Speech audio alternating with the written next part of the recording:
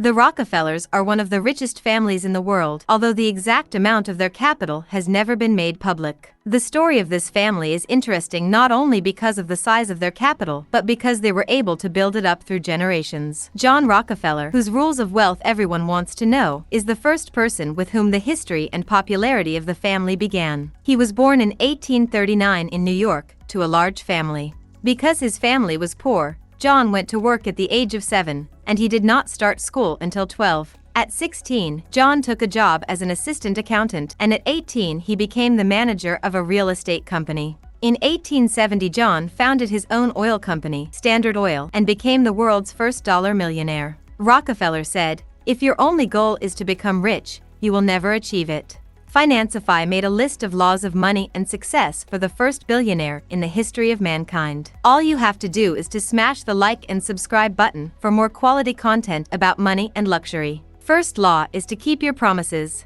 Ron Chernow, John Rockefeller's biographer, mentions that the millionaire always prided himself on strictly honoring contracts and paying his debts on time. In his memoir, How I Made $500 Million, John Rockefeller mentions that all his creditors always receive all the necessary payments on time. John's own father sometimes asked for a loan payment at inopportune times, but even for him, John made no exceptions. Second law is to keep a record of the money. Rockefeller worked from the age of 7. According to different versions, he helped a neighbor on the farm take care of the vegetable garden and animals, or raised turkeys himself and sold them to neighbors. When John got his first money, his mother advised him to get a ledger to record how much he earned and how much he spent. Rockefeller's father worked as a traveling salesman and was often away, so his mother had to economize on everything. That's why she got her children into the habit of keeping track of money. By the way, Rockefeller was proud of his first jobs and even celebrated Job Day every year on September 26. On that day in 1855, he took a job with Hewitt and Tuttle.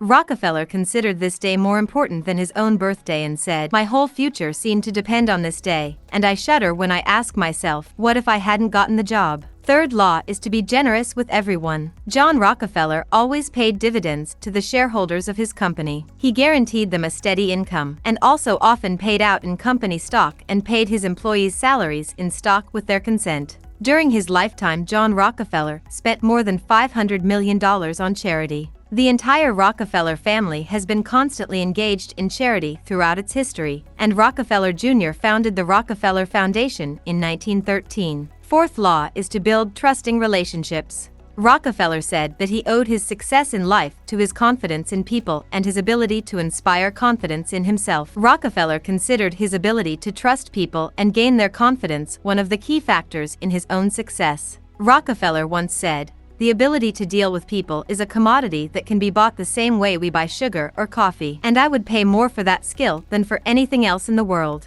Fifth law of success is to find your passion. One of John Rockefeller's most popular sayings was, "I know of nothing more despicable and pathetic than a man who devotes all his time to making money for the sake of money itself." John believed that if the only goal is to become rich, one will not achieve it. In business, it is important to find what you really love, not to build a business just for the money. Ideally, a business should be a tool to reach a goal that lights you up. Sixth law is to plan and be persistent. Rockefeller said that persistence can overcome anything. In business, there are always force majeure events, even if you have planned everything and assessed all the risks. Rockefeller was often the first to do something. For example, before him, oil was only carried by horses and in wooden barrels. John Rockefeller decided to carry it in special tanks by rail.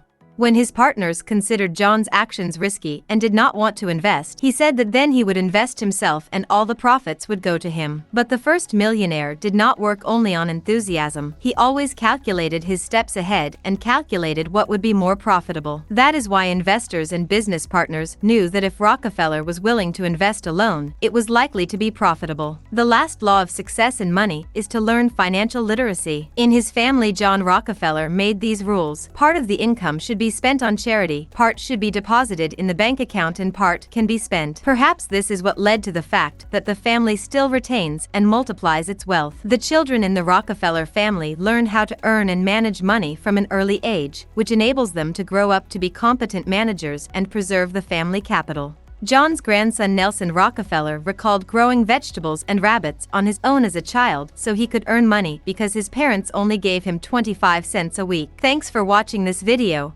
Make sure that you hit the like and subscribe button. See you next time.